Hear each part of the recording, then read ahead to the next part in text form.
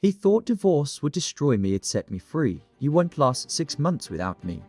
He said it calmly, confidently, like he was stating a fact about gravity. The words came the same morning I discovered our joint checking account was frozen.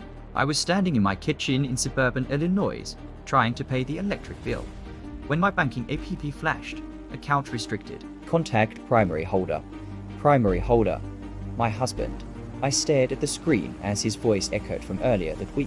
You've never handled real money, Claire. Let's see how independent you really are. That was the moment I realized something terrifying.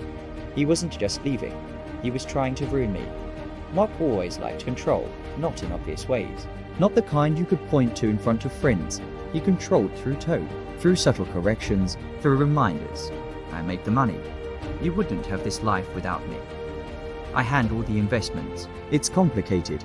We'd been married 12 years, 2 kids, a house in a good school district, a lifestyle that looked stable from the outside, but behind closed doors, the financial imbalance was deliberate. I had paused my marketing career when our daughter Lily was born. Later, I did freelance projects, but Mark insisted it was cute side income, not real contribution. I believed him, until I didn't. The divorce papers arrived by courier on a Tuesday afternoon. Irreconcilable differences. Primary custody requested. Exclusive use of the marital home requested. Temporary financial control requested. He'd filed first, and he'd done it strategically when I called him. He didn't deny it. You should have seen this coming, he said flatly. I've been unhappy for years. Then why freeze the account? You'll overspend out of panic. Panic. He wanted that within days. I discovered more. Our savings account, the one we built for emergencies, and the kids' college had been reduced from $84,000 to just under $6,200. Transfers labeled the investment allocation, but there were no new investments in our shared portfolio when I confronted him. He sighed. You don't understand asset structuring. Where is the money? Protected from me. That's when I began to recognize the pattern. This wasn't sudden. This was premeditated. He had been planning his exit, and I was the last to know. Then came the smear campaign. Our mutual friends stopped responding to my texts. One of the MOMs from Lily's soccer team pulled me aside. Mark said you've been unstable, that word again. He's worried about the kids. My stomach dropped. He wasn't just filing for divorce. He was building a custody battle narrative, painting me as financially irresponsible, emotionally volatile. The irony was suffocating. He had drained our savings. Yet I was the reckless one. The breaking point came at the grocery store. My card declined. I had $312 in my personal checking account. That was it. I stood there with a cart full of food and 2 confused children staring at me. I felt humiliated, cornered. He had orchestrated this moment. He wanted me desperate. That night, after the kids were asleep, I opened my laptop, not to cry dirty research, financial betrayal and marriage, hidden bank accounts during divorce, marital asset concealment laws in Illinois. What I read made my hands shake. What he was doing wasn't just cool. It was illegal. I met with a divorce attorney named Sandra Whitmore. She didn't look shocked when I explained everything. He froze your account without court authorization? She asked. Yes. He transferred large sums before filing? Yes. She leaned back. Good. I blinked. Good. He just handed us leverage within 72 hours. She filed a motion for temporary relief, court-ordered financial transparency, immediate reinstatement of access to marital funds, full disclosure of accounts. The judge granted it. Mark's expression in court was the first crack in his confidence. Then came discovery. Sandra recommended a forensic accountant. His name was Daniel Reyes. He uncovered 3 accounts I had never seen. One in a regional credit union, one under an LLC Mark had registered 18 months earlier, and one cryptocurrency wallet linked to his email. Hidden bank accounts, layered transfers, small increments over time. Classic marital asset concealment. The total diverted $137,000. I felt sick. We had argued about buying Lily a new laptop, all while he was siphoning 6 figures. Spouse drained savings wasn't just a headline document, it was my life. The affair first surfaced accidentally. One of the credit card statements included recurring charges at a downtown Chicago condominium. Sandra subpoenaed property records. The condo wasn't his. but it was leased under the name of a woman from his office. Her name was Erin, 29, single, and according to text messages recovered through court order fully aware he was married. A cheating spouse, predictable, painful, but almost secondary to the financial betrayal in marriage. What stuck more wasn't the sex. It was the planning. The apartment, the hidden money, the attempt to leave me financially paralyzed. This wasn't passion. It was strategy. By the time we reached trial, the narrative had flipped. Mark's attorney attempted damage control. He was reallocating assets responsibly. Daniel presented the transfer trail. Time-stamped. Patterned. Intentional.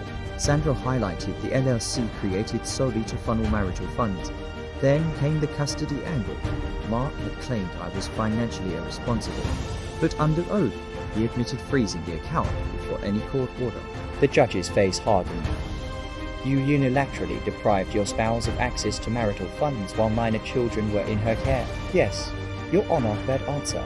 The ruling was methodical. For reimbursement of concealed funds. Sanctions for marital asset concealment. Temporary spousal support awarded to me. Primary physical custody granted in my favor. And a judicial note that his conduct demonstrated questionable financial integrity. Courtroom justice isn't loud. It's precise, and it's devastating when you're on the wrong side of it. The unexpected twist were months after the ruling. Mark's employer conducted an internal audit. Apparently, the same LLC used to conceal marital assets had processed consulting expenses reimbursed through his corporate account. Corporate compliance doesn't ignore anomalies. He was terminated quietly. No press release. Just gone. Marriage fraud bleeds into professional credibility. He underestimated that. Rebuilding wasn't glamorous. I updated my resume. Reactivated old professional contacts within 6 months. I secured a marketing director role at a mid-sized firm in Chicago. The salary wasn't dependent on anyone else. For the first time in years, I logged into a bank account that no one else controlled. The house was sold. I downsized. Smaller kitchen, but peaceful. Lily once asked, "Are we okay now?" I smiled. "We're better." Mark attempted to renegotiate custody later. The judge reviewed the prior record. Denied. He pays child support consistently now, on time.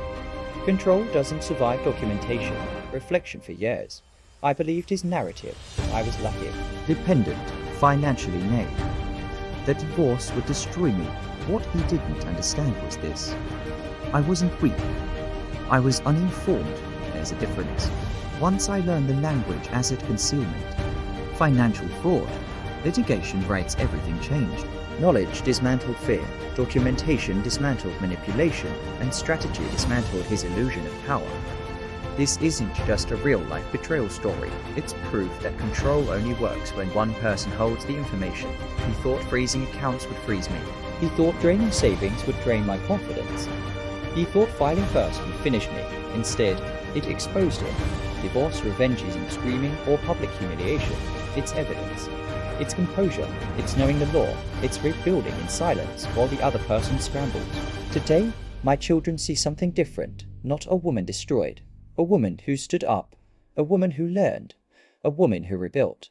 Mark once told me I wouldn't survive 6 months without him. It's been 3 years. I'm financially independent. Emotionally stable. Professionally stronger than I've ever been. And here's the truth he never understood. Divorce didn't set me back. It set me free. Because the moment he tried to break me was the moment I finally saw my strength. If this story moved you, if you felt the shock, the humiliation, the comeback, then don't just watch and scroll. Like this video to support stories that expose financial betrayal in marriage and celebrate real courtroom justice. Every like pushes these powerful stories to more women who need to hear them. Comment below. What was his biggest mistake? Freezing the account, hiding the money, or underestimating her? I read the comments, and your perspective could help someone going through the same thing right now. And most importantly, subscribe to Betrayal and Revenge Stories. This channel is for anyone who's been lied to, manipulated, gaslit, or told they wouldn't survive without someone else.